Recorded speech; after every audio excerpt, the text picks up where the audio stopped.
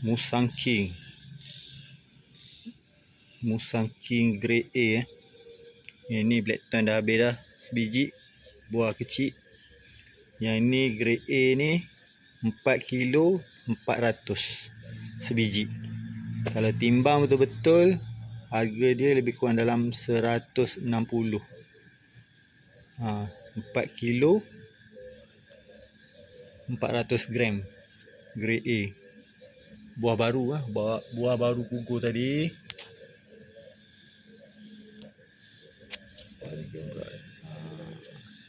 Ni pun sama, IOI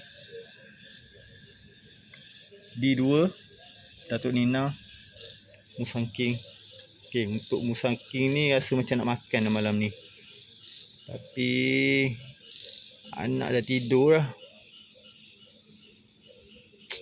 Kita ni teringin nak makan Musang King grade A ni. Memang padu ni Musang King. Isi dia memang power lah. Siapa-siapa yang tanam durian Musang King ni, kalau berbuah memang padu lah. Memang puas hati makan. Satu biji ni boleh makan 10 orang. Okay, kita tengok lah.